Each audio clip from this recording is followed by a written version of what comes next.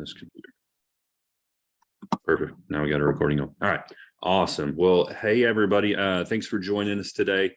Early into this year, we've had a lot of conversations in the office with individuals already geared around a lot of the chronic colds and sicknesses that we see so much of. It's nothing new to the office. It's nothing new to practice. It seems to be kind of amplified moving into this year. And I got my reasons about that, but we're not going to dig into that today. Today, we're actually going to get some expertise from an individual named Hayley, who I met last year. I didn't want to say earlier this year, but we met last year. Hayley just got through doing some more certifications on her specialty that I'm going to let her dig into. So Hayley, thank you for joining us today. I'm going to give the floor for you to introduce yourself and then kind of talk about what you've seen in conjunction with what we just talked about. Okay. Hi, everybody. I'm Hayley Balenseifen. I'm a physical therapist by trade and been a physical therapist now for 8 years, and just recently got into kind of I don't even know if you want to call it a subset of physical therapy, but it's a section of therapy that is really more kind of holistic. It's not what you traditionally think of when you think of coming to the clinic and, kicking your leg out 20 times and doing some shoulder shrugs and that kind of thing. I got into more of the craniosacral world with having kiddos who had some oral restrictions and things like that, and then dug into that about a year later. So my youngest is a little over a year.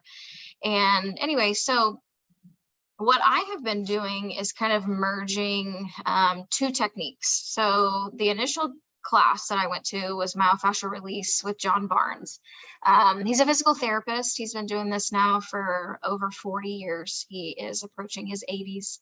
And he kind of really pioneered this way of therapy around what's called the fascial system. So the fascial system makes up literally every cell in our body is wrapped in fascia. If you think of like a mandarin orange and you open that, or a clementine, and you open that up and you see all those little white areas in there, you've got the core that's a little bit thicker, and then all around that orange you'll see all those fascial areas and lines. Same thing with meat. I mean, anytime you cut a chicken breast or a steak, you're of course going to see those lines. So our body has that too, and that's the fascial system. Well, why do we care about the fascial system? Well, actually, I asked the same question. I thought, what on earth could I possibly need to know about this for? And it really boils down to John Barnes discovered that in his own search for chronic pain management as a therapist, that the deep, hard therapy was just not working for him, as I have seen in my own practice. This deep, hard therapy is just really, really challenging for a lot of folks. And that light touch for him was a saving grace. And so he trained another really important doctor now, Dr. Barry Gillespie, who developed his own, what he has termed the Gillespie approach.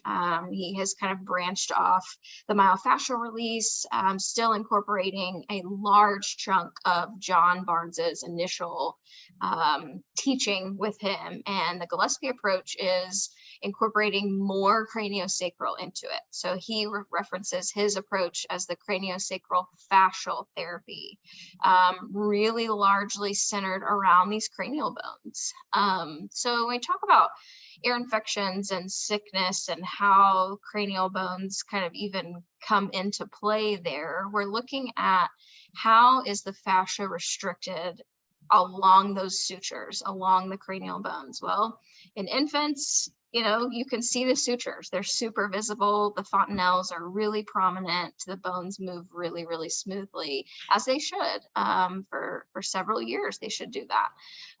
As we get into adulthood, yes, the bones fuse, but it's a fibrous fuse. So it's not an osseous fuse. That means like that's a bony kind of fusing where, you break a bone and that bone heals back together in an osseous formation. tension with bone tissue.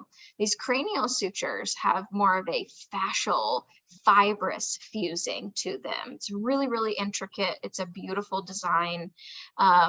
But the cool part about it is the bones actually do have a little bit of what we call innate movement. And when they are restricted, so for example, let's do an ear infection like we've been talking about. Again, same thing with you. Not new in my practice. People dealing with upper respiratory, people dealing with the pressure in the sinuses and the ears and things like that. I even have a gal who, along with her chronic migraines, she has such difficulty flying because she can't clear that ear.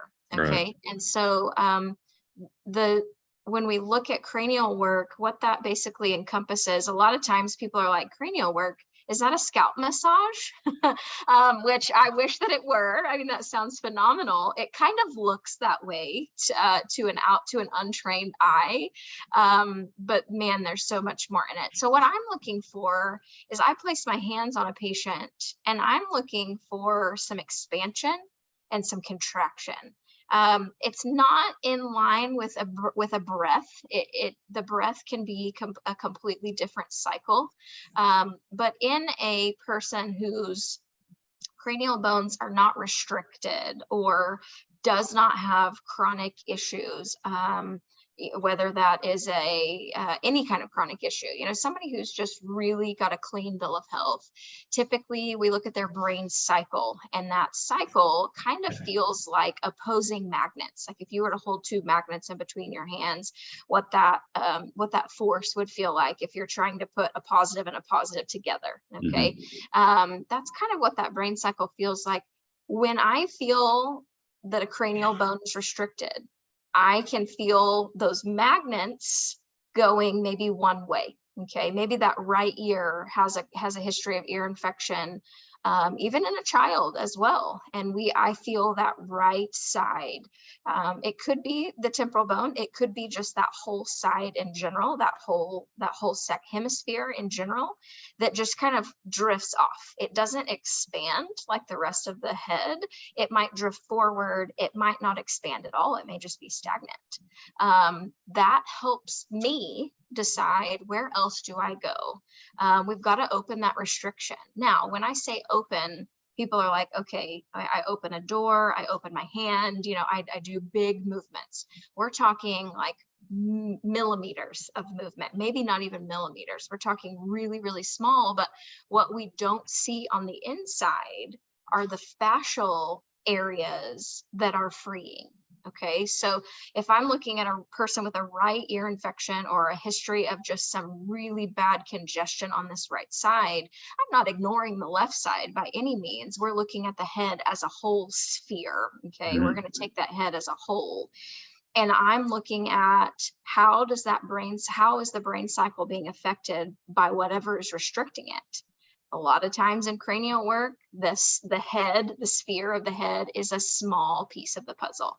I find a lot of times if I move down, I referred earlier to the craniosacral fascial work, cranial being head and sacrum being bottom. So if I move down to the sacral area and I feel kind of that innate movement in there, a lot of times, bada bing, bada boom, I will feel a similar restriction at the sacrum on the same side as the ear problem.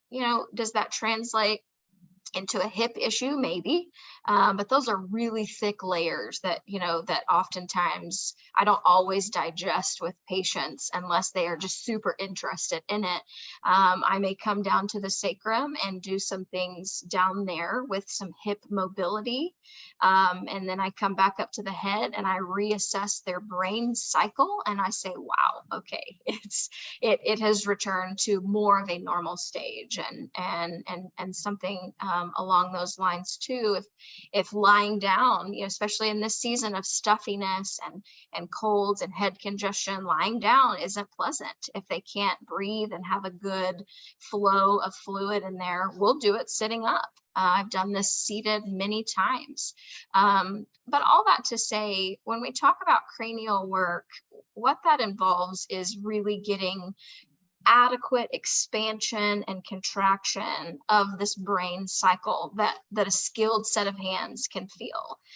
When we do trainings, we feel it on 40 to 50 people, and and we get that over and over and over of feeling. I felt bumpy brain cycles, things where they'll expand and then it'll come to a stop. And you think, oh gosh, it's already contracting again. And then it expands again, real bumpy. When we get those bumpy times, or maybe like that uneven, like I was talking about, typically it's indicating fascial strain that usually originates somewhere up here on the cranium and can actually go anywhere in the body along the lines of the fascia. It's very fascinating. It's a really neat technique that I can use to help literally infants are the best at allowing their bodies to move. They don't quite have that left brain analytic side where they're listing out all the reasons that this is weird, right? They don't quite have that developed. But even on adults, adequate explanation of how we are freeing up the fascia through this cranial sacral work in order to allow more space. And that's the word that I use a lot with clients, is space. We want to create some space in the body to free up these restrictions. It's very, very similar to you. And when you would adjust someone, you're taking something that is usually cramped for space and you're giving it more room. Right. And that's typically where you would see good results and pain relief. And the patient would also come back and say, I feel better. It's very, very similar.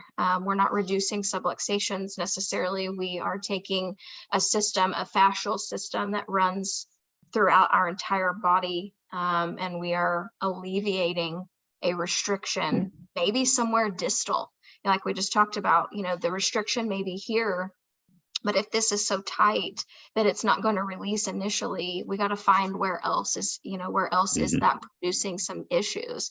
People might say, I'll give you an example. I've had a very strange effect on a left leg. Now, does the side matter? Probably not, but this gal's left leg was really where her fascial strain was. She had a history of ACL replacement. Or ACL repair, and had some strain there that was literally coming all the way up into her hips and abdomen. She was dealing with some shortness of breath after some upper respiratory issues. And we found, through her helping me as the patient and me as the clinician, through her help, we found that left knee was just really where the fascial strain started.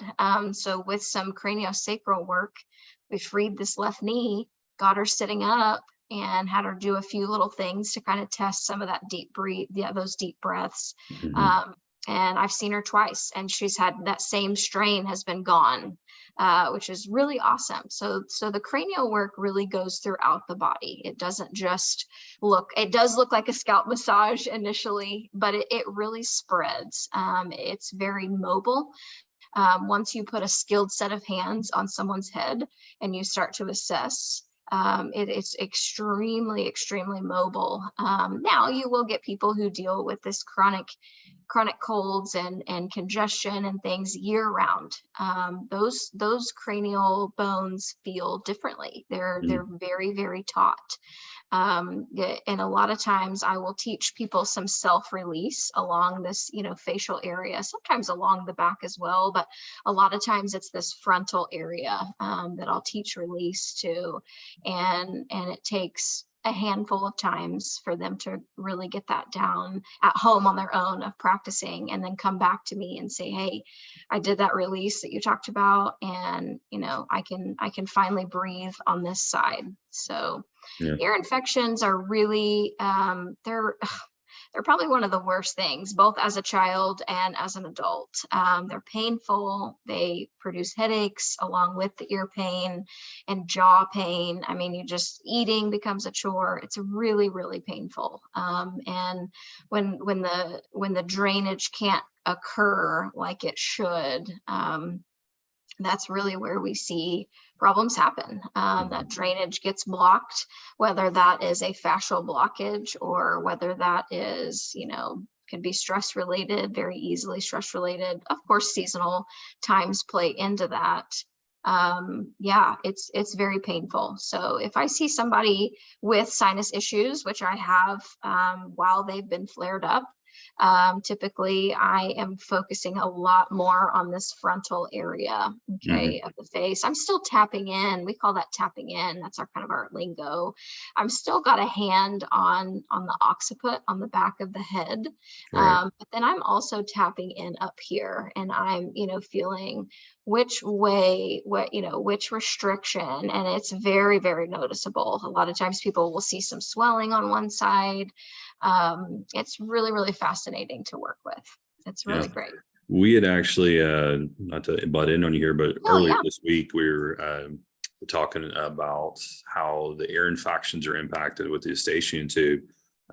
Because just, the general public's not going to understand the anatomy behind all that. But, the different, we keep talking about the bones up in there. You've got, the occipital portion on the back, parietal, temporal, but the eustachian tube, I was trying to show a picture on there. I don't remember if it came through, but that eustachian tube actually goes through that temporal bone. And that's, a lot of people talk about just, the cranial work, just, the adjustments, one, can help reduce that tension on the muscles. But when those, we've had people come in who've had cranial work before, just talked about the value that brings in there. But what really, from, for somebody to try to understand what causes that pressure to build up, either up here in the, the frontal portion with the sinuses or in the ears? It has to do, in my opinion, just from what I have seen and studied, the floor of the nasal cavity is the palate of the mouth, right? So the top of the mouth. If your oral function is hindered in any way, the buzzword lately is a tongue tie. Okay, so it's not wrong. That's going to be a buzzword for a little while, probably for a long while. People are really kind of coming into the realization of, wow, I am a mouth breather. I wake up fatigued. I choke on certain foods, or I have trouble swallowing pills. Lots of different effects, but in all, if that tongue is not approximating the palate, very, very, very often during the day, as it should, you are not receiving the counter pressure on the floor of the sinuses to adequately move the fluid. Okay, so when that doesn't happen, and that can happen for a lot of reasons, whether you are chronically tied and have this chronic mouth breathing, or temporarily where you cannot breathe through your nose. Okay, so if this is plugged here, you're forced to kind of do some mouth breathing. That's just the nature of how we have two options of breathing. So if this is plugged up, whether that's seasonal allergies, whether that's a virus that you contracted, whether that is environmental allergies, you're with being cold and running the heater, we've got dry air. I mean, you're walking into a dry air home if you're not humidifying. At my house, we have we have 5 humidifiers, one in every room. I'm not joking. They do make large ones, but we have, every room in my home has a humidifier in it. And we run them pretty much anytime we have the heater. So the first time we run the heater, usually late October, all the way through, late March, we are humidifying the air. That's just my personal preference. It does help us significantly. That dry air, your nasal cavity can only humidify it on its own so much before it just kind of gets overloaded. So anyway, back to that. So viruses, seasonal allergies, and environmental allergies, just foods, and like different foods that people may or may not know that are mucus producing foods, typically your gluten, your dairy. Those aren't always bad inherently. They were not inherently bad, but for some folks that just, can't quite shake all the congestion and mucus, it's worthwhile to kind of look into that. But the tongue, when we look at why we have a tongue, it's extremely fascinating, number one, but we use it for so many things. But its home should be on the top of your palate, okay, right behind the teeth. It shouldn't touch the teeth, should sit right on the top of the teeth, right on the hard palate, connect with the soft palate, and that's where it should rest all day, unless you're talking or eating. And when that counter pressure doesn't occur and the floor of the mouth then becomes so tight that the tongue is pulled down, so then we see these really slender faces and crowded teeth. And we kind of can identify, a trained eye can kind of identify, wow, I bet you have some issues there. That's, in my opinion, we start with maybe some allergy issues, a virus. Our body produces more fluid to kind of clear that out, because our body's really awesome at healing itself. That's how God made us. We do a really good job at healing ourselves. We produce more fluid to get that virus out or to get those allergens out. Well, when there's not adequate back pressure, that the tongue is approximating the palate, it doesn't have enough force, and so then it sits. Okay, so then we have fluid that sits here in the sinuses. We have fluid that ends up sitting in the eustachian tube. There's always a little bit of fluid in the eustachian tube. I don't want to confuse people there. There's always fluid there. It's when it becomes infected is the issue. So the infection will arise by it's being stagnant. It's not moving. The fluid is not moving through that space. So then we go back to, how do we get it to move? Historically, regular primary care physicians are great at the antibiotic game. Does that help with an infection? Sure. Does that sometimes psychologically really help people to get over that hump of sickness? Absolutely. But then we look at the recurrence. Is it coming back? What's going on there? That's usually when I advise people to dive deeper. What do we have structurally that's inhibiting the flow? Why is this still here? Why is this fluid still sitting? And then that's usually when I go very, very deep into, let's look at your oral function. Because remember, like I said earlier, this is a sphere. It's a whole 360-degree being. It's not just the front of the face and the back of the head. There's so much going on in between, front, back, side to side. So I think that fluid really just sitting is the issue. I think that's how we get here in the first place. Yeah. It's what you're saying is along the lines, a lot of what we say. It's, it's the pressure buildup, it's the lack of movement. And I mean, that's our body constantly has things flowing through it. And it's when that flow becomes blocked, whether whether it's fluid, whether it's energy, neurology, tone, and a lot of different practitioners are going to call it different things, but at the base of it, it's usually all the same thing. And there's different causes for all of them. It could be a vertebral subluxation. It could be a cranial bone that's locked in place. The palate is huge. It's funny, as you're sitting there talking that, I felt my tongue, I was like kind of pushing up there. Everybody, yes. Yeah, there is a lot of hot button words, whatever you want to call them out there. Vagus nerve within our profession is massive. That we've been talking about that for years, but my gosh, I saw a stinking soft tissue massage therapist talk about it the other day, how to regulate your vagus nerve. And it's like, so many people are talking about it. And then you mentioned tongue ties. It's, we are blessed to have a really good practitioner here in the city that has been working with them forever. But it's like, for so long, it's just the ignorance from the general public or practitioner that's like, that can't be a thing because I don't know anything about it. And, I see it in my profession so much. It's like, you can't help my child with this because of that, because I've never heard about it, or the number of people who say they can't. And within your profession too, it's like the cranial work, there's a lot of people within chiropractic. I shouldn't say a lot of people. It's a known thing in chiropractic. They don't teach it in the schools though. So it's like you continue to have to go out and search those things. That's why I'm so glad to have you in my community as an expert in this, because very few people understand the benefits of it. And, when me and you first met, to hear you talk about, your passion with it and wanting to learn some more about it, I can't wait to, continue to have you in our community, continue to grow and do what it is that you're doing. And, we're doing what we can in our office to let people know about that. And, we're just scratching the surface here now. So I want to for the sake of saving time, me and you we could go on and talk. There's so many things you said in there that's like, oh, I want to talk about this, I want to touch on that. We could be here for hours talking about that, but I appreciate you coming on and sharing some knowledge, because I know a lot of people are going to benefit from this now. And saying that, there's some, people are probably going to start, ooh, that's interesting. Let me go Google this or look at that. It's tough because people always are like, well, I want to find some information out of my own. But in order to do that, first, for those who are watching this, who you don't know, obviously I'm in Oklahoma City.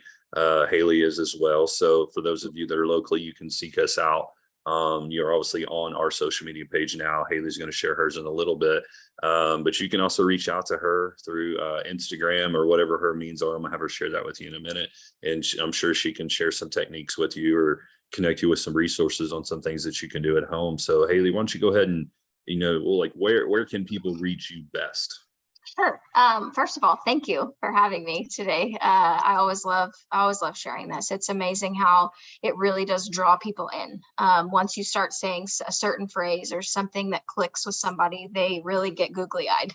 And there a lot of folks now are open to knowing more. I think we've really done a good job in this generation of being open to other things, that help us understand or help us get better.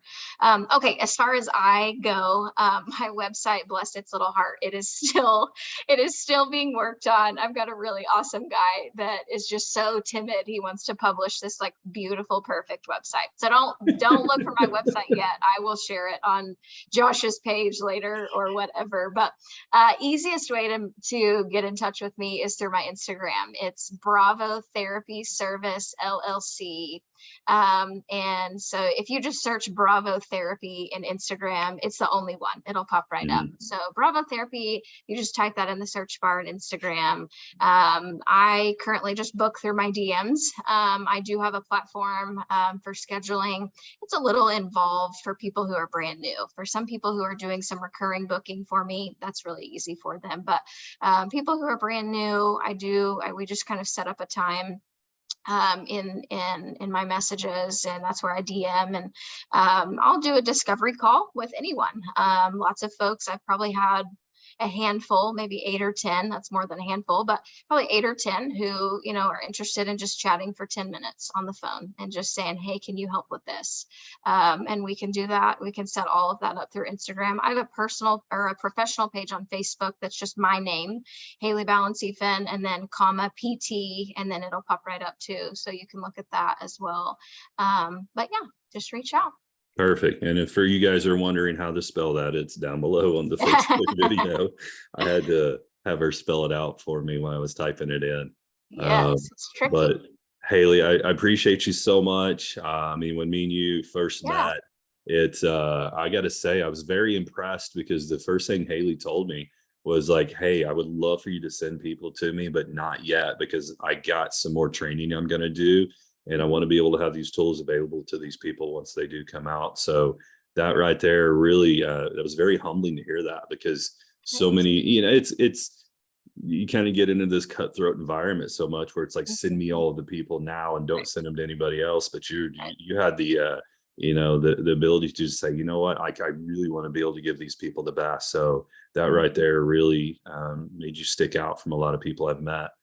So I appreciate all that you're doing. Guys, go give her a shout out. Let us know what you thought. Any questions you have, send them to her, because she will definitely help you out. But you guys all have a blessed Thursday, and we will talk to you soon.